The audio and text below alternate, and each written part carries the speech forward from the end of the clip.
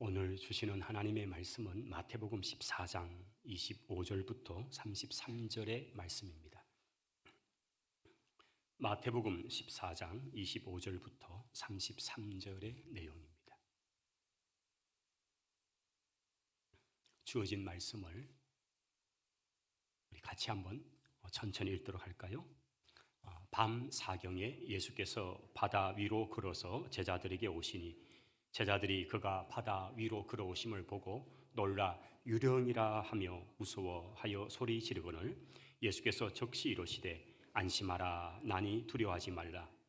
베드로가 대답하여 이르되 주여 만일 주님이시여거든 나를 명하사 물 위로 오라 하소서 하니 오라 하시니 베드로가 배에서 내려 물 위로 걸어서 예수께로 가되 바람을 보고 무서워 빠져가는지라 소리 질러 이르되 주여 나를 구원하소서 하니 예수께서 즉시 손을 내밀어 그를 붙잡으시며 이르시되 믿음이 적은 자여 왜 의심하였느냐 하시고 배에 함께 오름에 바람이 그치는지라 배에 있는 사람들이 예수께 절하며 이르되 진실로 하나님의 아들이로소이다 하더라.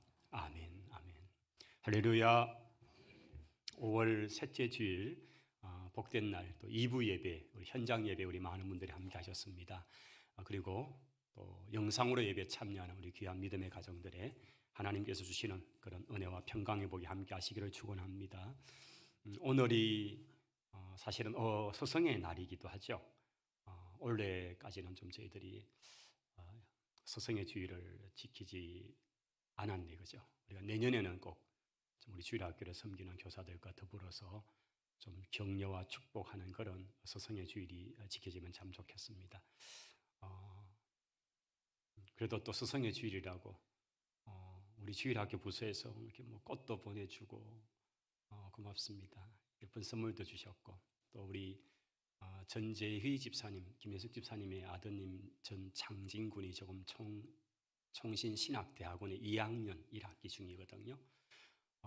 이제 가을부터 아마 사역자가 일어날 것 같은데 오늘 서울서 내려와서 스승의 날이라고 이렇게 꽃을 들고 왔어요. 제가 너무 마음이 또 기쁩니다. 우리 장인영 저 뒤에 앉아 있는데 감사합니다. 저희들이 계속 기도하고 있습니다. 신학에 잘 정진하시고 또 귀한 사역의 길을 걸어가시기를 바랍니다.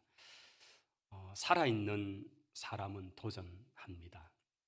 살아있는 생명체는 도전을 해요. 살아있는 물고기는 아무리 물이 거슬게 내려와도 그 물을 역류해서 올라갑니다.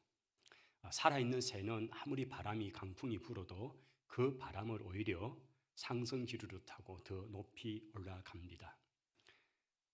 살아있는 나무는 겨울 내 동안 죽은 갓이 있었지만은 그러나 봄이 되면 그 죽은 가지 같은 곳에서 싹을 피워냅니다.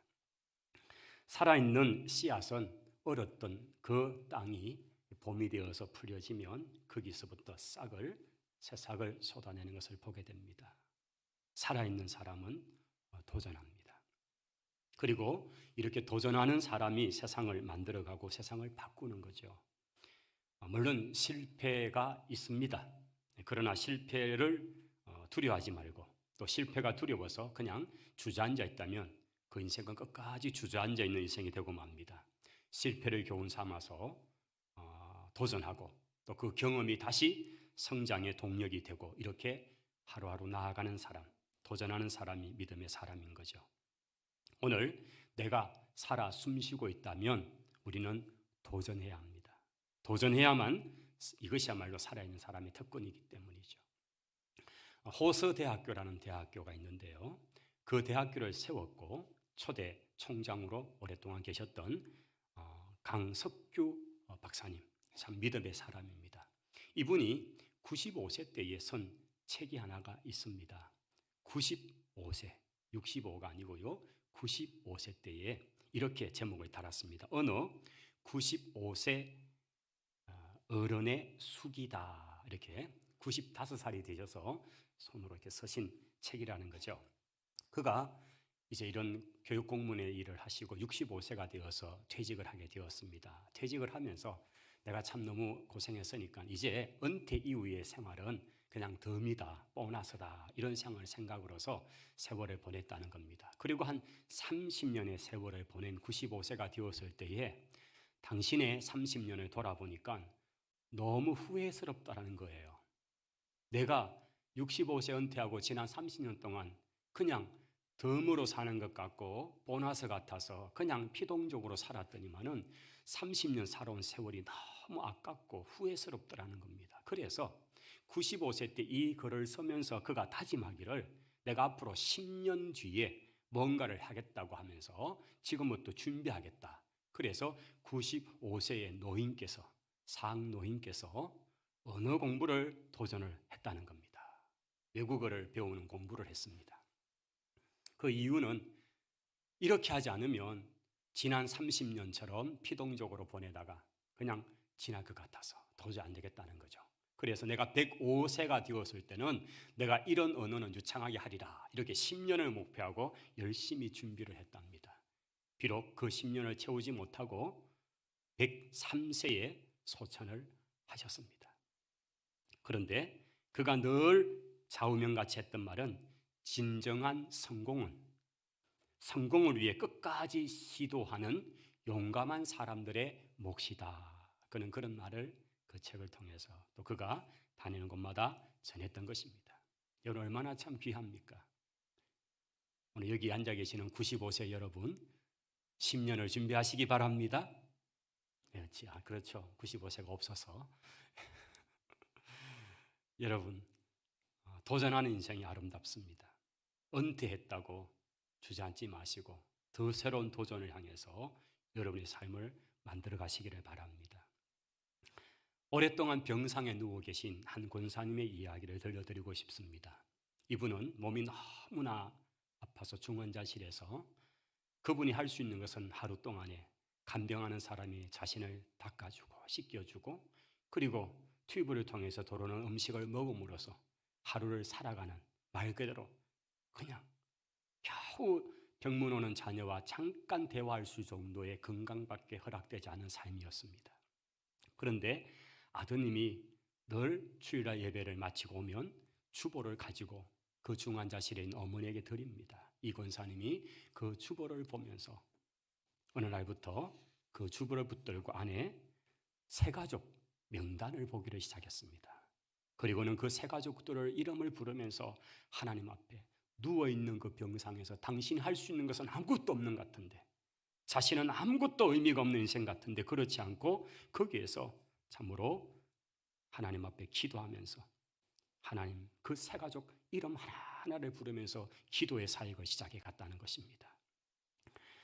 이 가족이 꼭 예수님 만나게 해주십시오. 교회에 잘 정착하도록 복을 주십시오. 이렇게 간절한 기도의 사역을 하시다가 마침내 주님의 부르심에 떠나갔다는 것입니다. 여러분 하찮은 인생이란 없습니다. 도전을 멈추고 포기하는 순간 하찮아질 뿐이죠. 저는 오늘 마태복음 14장에 우리 주님께서 무리를 걸어오시고 또 그 제자 가운데 베드로가 그 무리를 훌쩍 걸어왔던 바로 그 본문의 말씀을 가지고 믿음으로 도전하라는 제목의 말씀을 전하고자 합니다. 사실은 우리가 가정의 달이기도 하고 해서 어린이 주일, 어버이 주일을 지나고 오늘은 사실은 우리가 스승의 주일이지만은 올해는 좀 그냥 지나갑니다. 앞에 사실은 단어 하나가 빠져 있어요. 자녀들아, 믿음으로 도전하라. 오늘 우리에게 자라난 자녀들, 그뿐 아니라 주의 자녀들 우리 모두에게 주시는 말씀인데요. 한번 제목을 같이 읽으십시다. 믿음으로 도전하라. 믿음으로 도전하라. 할렐루야. 믿음으로 도전하는 우리 성도들이 되시기를 바랍니다. 저는 오늘 베드로를 한번 좀 중심에서 보기를 원합니다. 그는 단순한 믿음으로 무리를 걷는 기적에 도전했던 사람입니다. 우리 예수님께서 오병이의 기적을 베푸시고 사람들이 이상한 분위기가 지금 감지가 됩니다. 예수님을 억지로 모셔다가 왕을 삼으려는 겁니다. 그도 그럴 것이 2만 명이나 되는 많은 사람들이 오병이의 기적을 맛봤잖아요. 이분이야말로 우리를 문제를 해결할 분이라는 생각을 하면서 예수님을 억지로 이제 왕 삼으려고 하는데 주님께서 그것 때문에 오신 게 아니잖아요. 그래서 제자들을 먼저 배를 태워서 건너편으로 가게 하시고 주님이 손수 그 2만 명이나 되는 사람들을 배웅을 시작합니다. 가시라고. 그들을 돌려보내시고 주님께서는 따로 산 위로 올라가십니다. 그 산은 기도의 현장이었습니다. 주님께서는 공생의 사역 가운데 기도하시면서 하나님 아버지의 뜻을 이루고자 부단히 애를 쓰고 또 전도할 곳을 두고 기도하시고 또 이던 날에는 전도를 가시고 이런 사역을 늘 습관같이 하셨습니다. 주님께서 기도의 현장에서 밤새 기도하시다가 그렇게 먼저 떠나보내었던 제자들이 수킬로째 몇 킬로를 힘겹게 노를 짓는데 바람은 아주 강한 바람이 불어오고 풍랑이 많이 일어나서 그 바람 때문에 거슬려서 아주 갈릴리 그 바다 가운데서 애를 먹는 것을 주님께서 보셨습니다. 기도의 현장에서 주님께서 보신 것이지요. 주님께서는 그 무리를 성큼성큼 걸어서 제자들이 있는 배를 향해서 가신 것입니다. 자, 제자들은 지금 깜깜한 시간, 밤 사경이면 지금의 시간으로 말하면 새벽 3시, 4시, 5시쯤 되는 시간입니다. 하루 중에서 가장 깜깜한 시간이 바로 이때죠. 그런데 글쎄요, 어떻게 비치는 달빛이 있었을까? 그런데 뭔가 어렴풋한 물체 하나가 자신들을 향해서 걸어오는데 분명히 바람도 세고 풍랑이 있는 그 바다 위를 뭔가 한 물체가 이렇게 해서 성큼성큼 다가오는데 그때 제자들이 한결같이 했던 말이 유령이다, 유령이다. 그러면서 그들이 아주 겁이 질려서 그렇게 자신들을 향해 걸어오는 예수님을 향해 소리를 지르고 있는 것입니다. 귀신이 나타났다는 거죠. 유령이 나타났다는 거죠. 그때 예수님께서 무서워하는 제자들을 향해서 27절에 이렇게 말씀을 하십니다. 안심해라, 내다, 두려워 말아라. 주님께서 그렇게 자신을 보여주시고 제자들을 안심시키는 것입니다. 여러분, 요즘이야 여러분의 거하는 집, 아파트나 또는 여러분이 사시는 그곳에 화장실이 다 안에 있잖아요. 그런데 이전에는 그렇지 않았습니다. 제가 어릴 때도 외갓집에 가면 두 군데가 좀 멀리 있어야 된다더라고. 하나는 거기고 하나는 처가라더라고요. 요즘은 안 되죠. 요즘은 진짜 가까워야 될 게 거기라죠. 자, 그럴 때에 밤 늦은 시간에 불도 잘 없는데 그 장실로 이렇게 가려면 되게 무서워요. 그리고 혹시라도 다른 사람이 있으면 미리 자기를 밝혀야 되죠. 이렇게 자기를 이렇게 소리를 내어야만 되었던 기억이 있습니다. 그러면 상대가 갑자기 당황스럽거나 놀라지 않죠. 옛날에 그런 어른들이 말씀하더라고요. 진짜 밤길에 짐승도 무섭지 않은데 제일 무서운 게 사람이라고. 우리 예수님께서 제자들이 얼마나 두려워 떠는 걸 아시고 주님 당신임을 내다 두려워하지 말아라. 주님이 그렇게 자기를 밝혀주시는 것입니다. 자, 그러자 28절에 베드로가 그 배에서 우리 예수님을 깨닫고 나서 이렇게 대답을 합니다.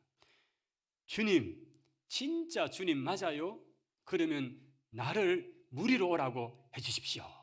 이렇게 얘기하는 거죠. 주님, 나를 물 위로 오라고 주님 그렇게 좀 내게 말해달라고 하는 거죠. 여러분, 이게 사실은 정상적인 말은 아닙니다.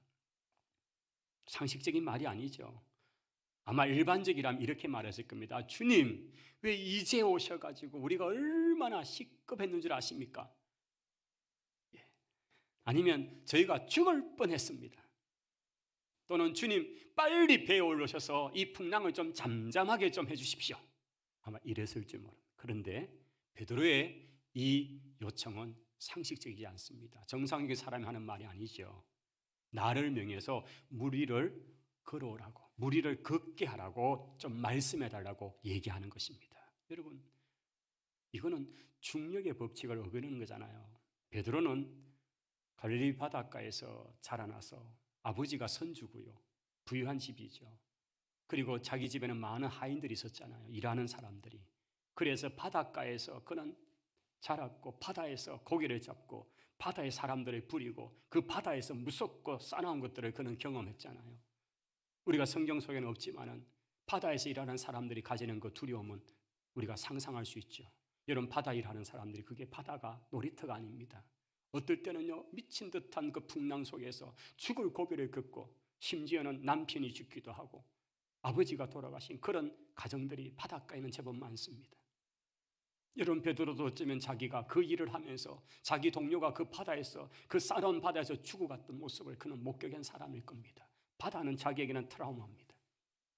근데 그 현장에, 그곳에 주님, 나를 명해서 지금 그 바다 위를 걷게 해주십시오 라고 말하고 있는 것은 상식적이 아니다는 거예요.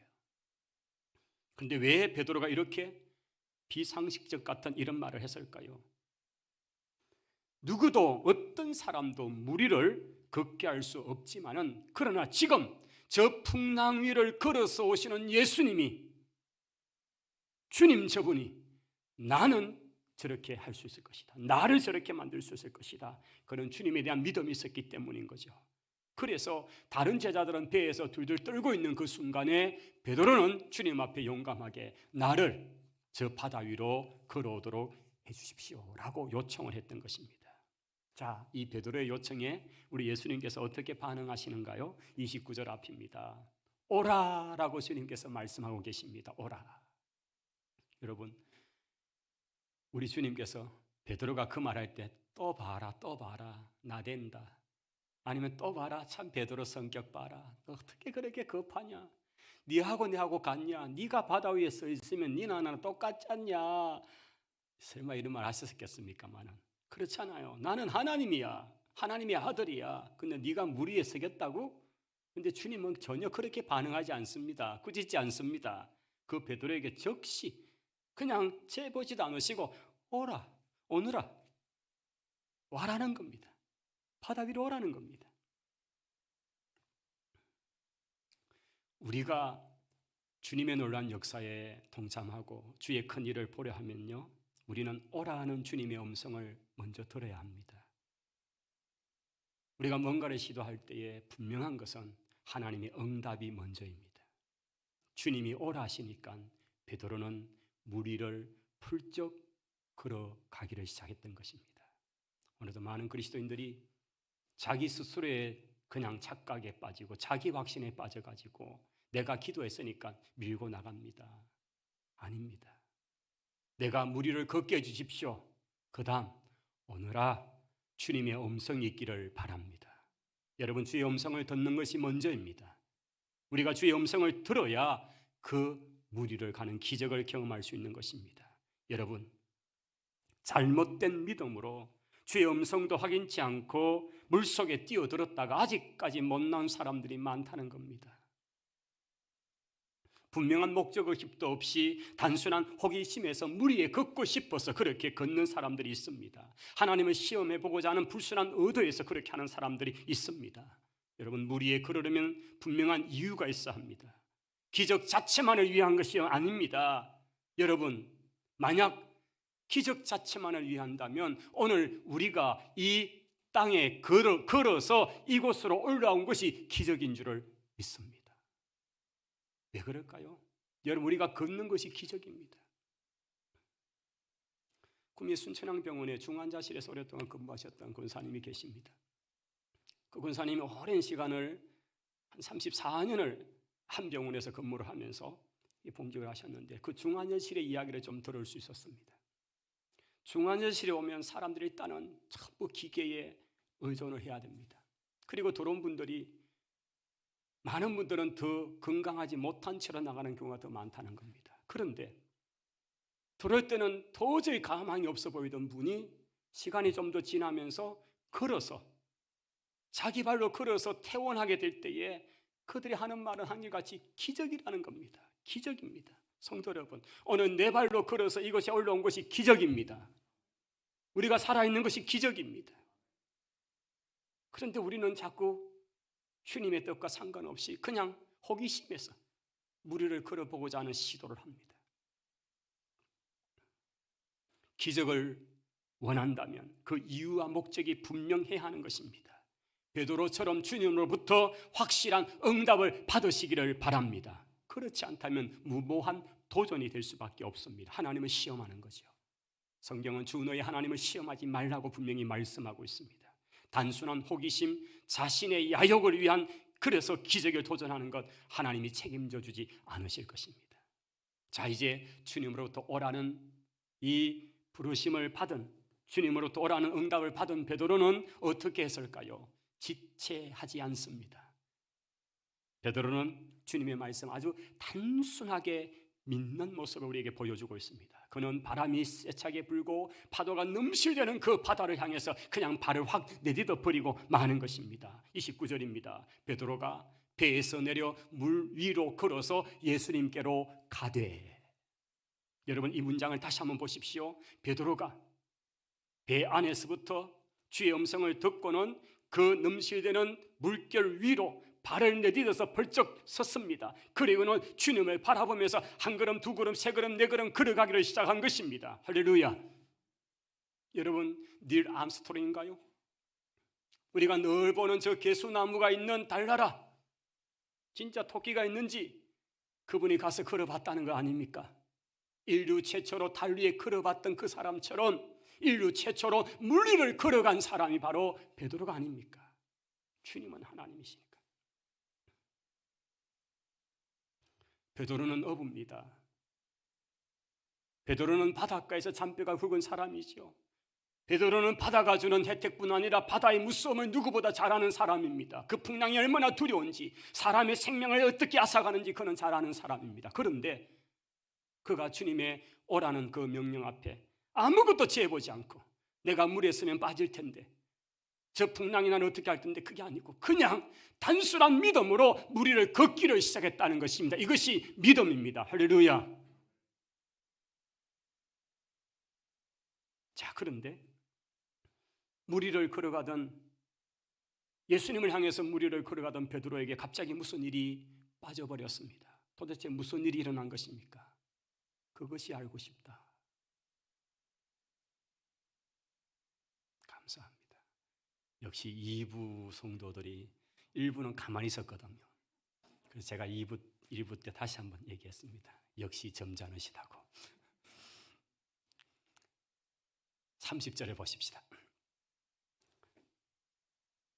바람을 보고 무서워 빠져가는지라 소리질러 이르되 주여 나를 구원하소서 하니. 베드로는 지금 무엇을 갑자기 본 거예요? 바람입니다. 근데 사실 이 문장을 번역한다면, 아마 똑 따지는 분이 있어서 번역한다면 이렇게 번역해야 될 거예요. 바람 안 보이잖아요. 그러니 바람을 통해서 일어난 현상인 물결이 세게 차는 것을, 물결이 엄청나게 일어나는 것을 보고라고 해야 되겠죠. 그러나 그냥 바람이 원인이니까 바람을 보고라고 번역한 거죠. 자, 지금 베드로가 저 엄청난 물결을 보고, 그냥 막 치는 그 물결을 보고 두려움이 찾아오는 겁니다.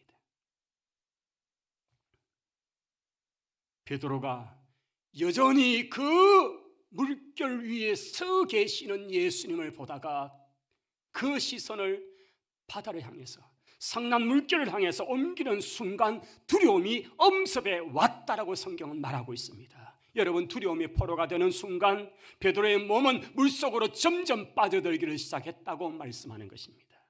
여기서 우리는 중요한 사실을 깨닫습니다. 그것은 바로 우리의 시선입니다.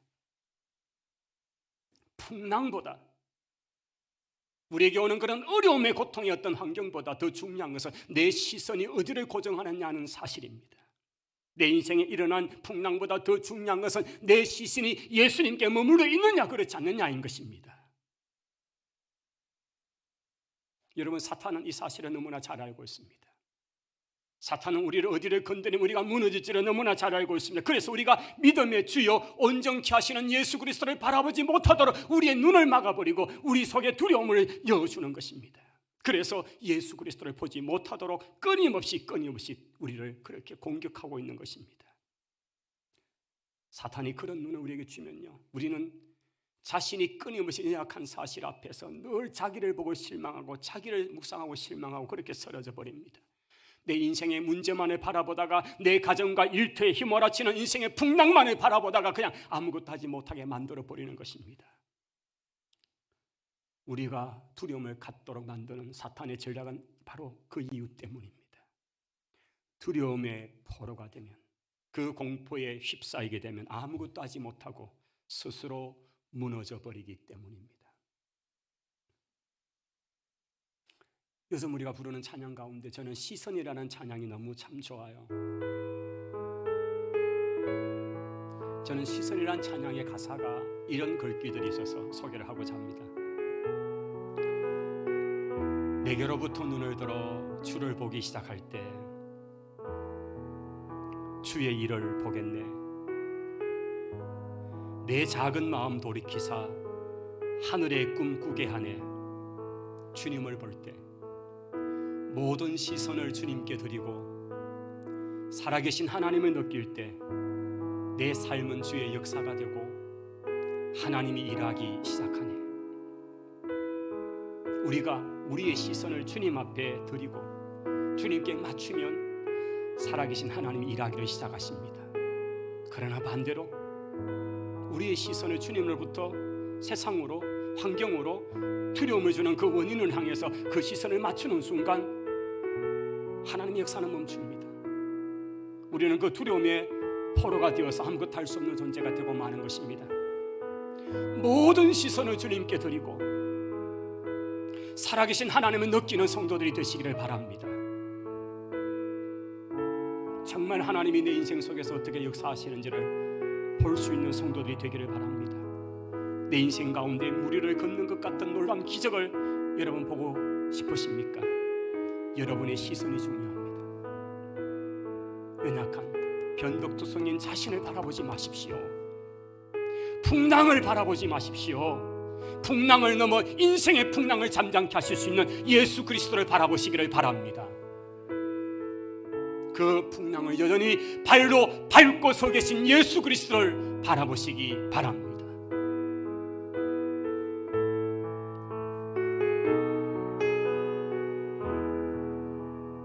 합시다. 내게로부터 시작할 때 주의 일을 보겠네. 내 작은 마음 돌이키사 하늘의 꿈 꾸게 하시. 주님을 볼 때 모든 시선을 주님께 드리고 살아계신 하나님을 느낄 때 내 삶은 주의 역사가 되고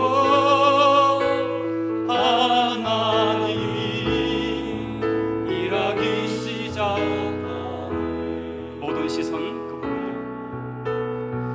모든 시선을 주님께 드리고 살아계신 하나님을 느낄 때 내 삶은 주의 역사가 되고 하나님이 일하기 시작하네. 할렐루야. 고맙습니다. 저 부를 생각 없었습니다. 곡이 어려워가지고. 근데 계속 우리 수민자매가 밀어주셔가지고 찬양단 감사합니다. 가끔은 자신 없을 때 피하고 싶은데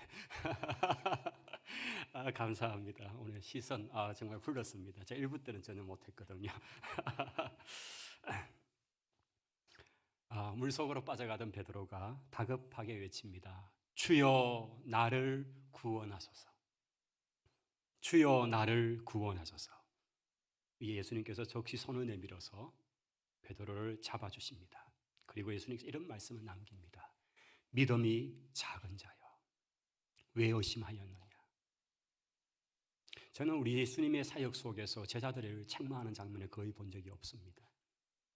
심지어는 3번이나 주님을 모른다고 배신하고 배반할 때도 주님께서는 책망하지 않으시고 오히려 아침을 준비하시고 그 배신자 같은 베드로를 앉혀놓고 떡을 구워주시고 고기를 구워주십니다.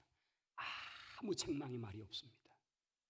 그걸 다 먹고 난 다음에 베드로야, 왜 그랬니가 아니고 베드로야, 네가 이 사람들보다 나를 더 사랑하니? 그렇게 주님이 물으셨습니다. 그런데 오늘 이 본문 속에는 성경에서 어쩌면 유일하게 딱 한 상황에서 제자들을 책망하시는 예수님, 이게 한 군데가 아닙니다. 똑같은 이런 상황에서 주님은 이렇게 책망을 하십니다. 그것은 그들에게서 믿음이 보이지 않을 때입니다. 제자들이 어떤 실수를 해도, 심지어 주님을 모른다고 부인을 해도 품어주시는 예수님께서 그들에게 믿음이 보이지 않을 때는 책망을 합니다. 베드로야, 너 왜 그랬니? 믿음이 적은 자야, 왜 의심했느냐고. 이것은 베드로에게만 아닙니다. 오늘 우리에게도 동일할 것입니다. 우리가 어떤 잘못, 어떤 실수를 해도 주님이 품어주시지만은 믿음이 있어야 될 자리에, 믿음을 보여야 할 자리에서 믿음이 없다면 주님은 책망하신다는 사실입니다. 믿음의 사람들이 되시기 바랍니다.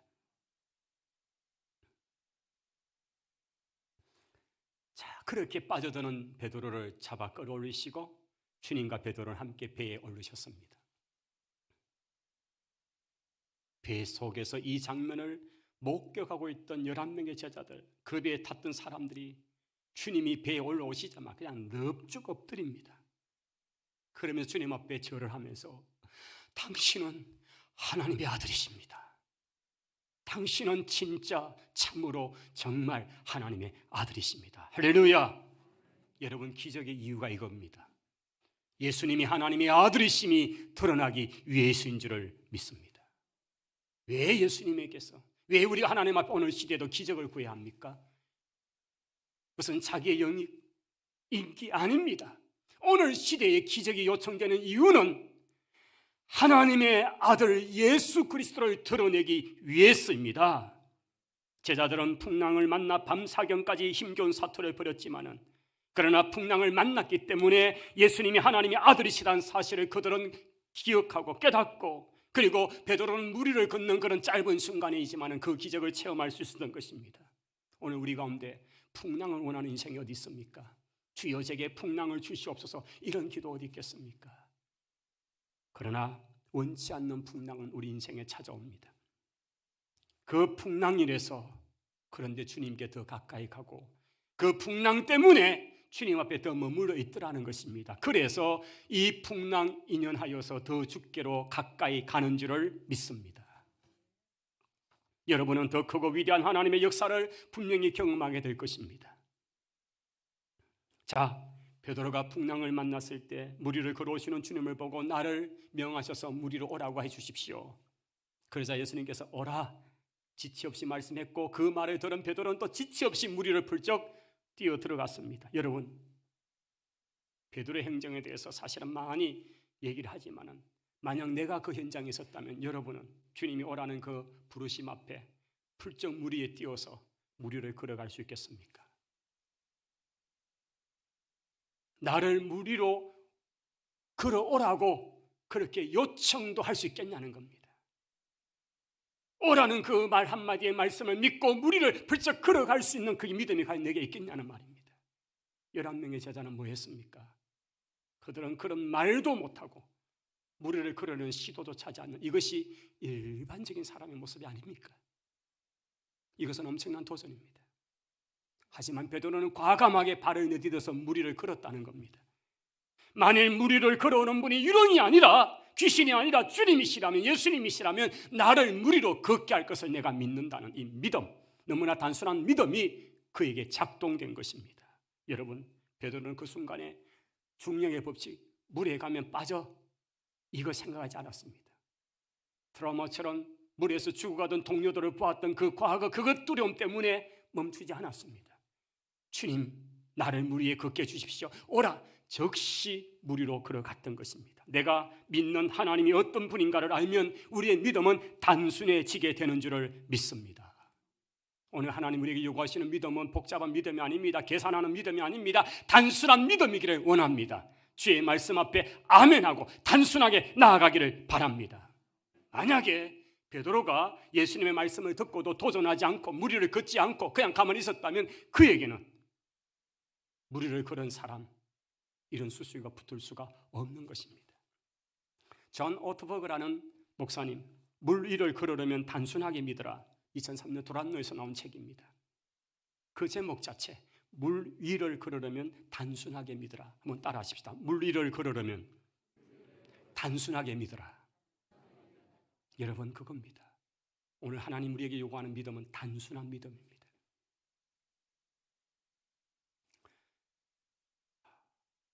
우리 아이들이 하는 우스개 이야기가 있는데요, 코끼리 한 마리를 냉장고에 넣는 이야기입니다.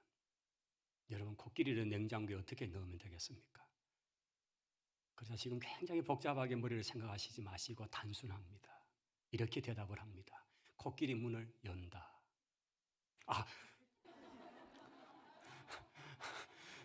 왜 코끼리가 문이 있죠? 냉장고 문을 연다. 그리고 코끼리를 쑤시 얹는다. 냉장고 문을 닫는다. 여기에 뭐 어디 말도 안 되는 소리냐고 이 아침에 여러분 그렇게 보지 마시고 단순하게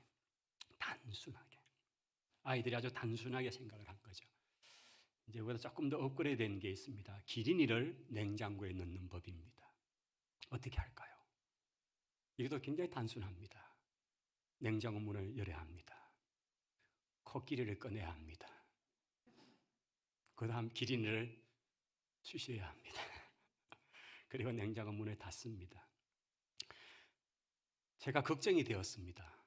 일부 때도 집에 가서 이것만 생각한다고. 말씀은 온데간데 없고 냉장고만 보면 생각하고 안 됩니다. 여러분, 이 생각은 지워버리고 오늘 핵심은 그겁니다. 단순함의 이야기입니다. 그냥 아이들이 아무 생각 없이 그냥 단순하게, 오늘 주님이 우리에게 요구하시는 것은 복잡하게 따지지 말고 재지 말고 단순하게 하라는 겁니다. 제 은사 사부님, 이번 임시식 때 오셔서 설교하시잖아요. 정말 여러 번 제가 정말 거의 들었던 이야기가, 따지지도 말아라고, 막 따지지 말고 찌지 말고 막 이렇게 해가지고 막 되게 이러면서 따지지 말고 찌지 말고 하라고 막 이렇게 야단쳤던 게 기억이 납니다. 여러분, 우리에게는 정말 단순한 믿음, 주님의 뜻이라면 아멘 하는 저와 여러분 되기를 원합니다. 재지도 말고 따지지도 말고 묻지도 말고 그냥 주님의 뜻이니까 아멘 하는 거예요. A.W. 토저라는 유명한 신학자의 2005년도에 규장을 통해서 낸 책 하나가 있는데 제목이 세상과 충돌하라는 책입니다. 세상과 충돌하라. 왜 세상이 변하지 않는가를 그분은 이렇게 말합니다. 빛의 자녀된 성도들이 세상과 충돌하려 하지 않기 때문이다. 적당히 어둠과 타협하고 적당히 살려고 하니까, 그러니까 세상의 변화가 일어나지 않는다는 것입니다.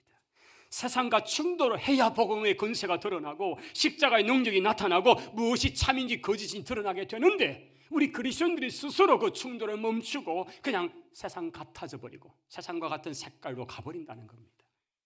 그래서 토저 목사님은 세상과 충돌하라, 그는 굉장히 공격적 표현을 쓰고 있는 것입니다. 그리스도인들이 세상에 발을 딛고 살지만은 세상과 충돌할 수밖에 없는 사람이에요. 왜냐고요? 예수님이 요한복음 15장 19절에 이런 말씀을 하셨습니다. 너희는 세상에 속한 자가 아니야. 도리어 내가 너희를 세상에서 택하였기 때문에 세상이 너희를 미워하는 거야. 여러분, 세상이 우리를 미워하거든 이상히 여기지 마시기 바랍니다. 우리는 세상의 것이 아닙니다. 세상에 속한 자가 아니기 때문입니다. 우리의 소유, 우리의 소속은 하나님의 나라 주님의 것입니다. 그러니까 세상에서는 충돌할 수밖에 없다는 겁니다. 우리 인생에 무리를 걷는 것 같은 기적이 일어나기를 원하신다면 배 안에 안주하시지 마시기 바랍니다. 배에서 나와 세상과 충돌하시기 바랍니다. 오라시는 주님의 명령 앞에 불쩍 뛰어 물속으로 걸어가시기를 바랍니다. 이 단순한 믿음, 이 순전한 발걸음, 주님이 원하시는 것입니다. 설령 한순간 두려움으로 물속에 빠질지언정 주님이 급히 손을 내밀어 잡아주실 것입니다. 우리가 결코 혼자 아닙니다.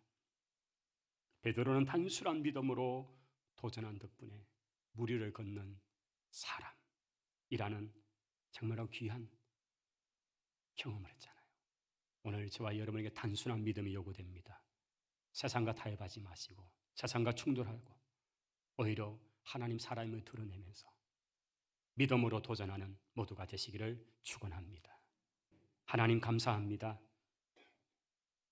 하나님의 사람인 우리가 도전하지 않는다면 누가 하나님이 하나님 되심을 드러내겠습니까? 세상과 타협하지 말고 세상과 오히려 충돌하고 빛의 자녀임을 드러내고 믿음으로 도전하는 모든 성도들이 되게 하옵소서. 예수님 이름으로 기도하옵나이다. 아멘.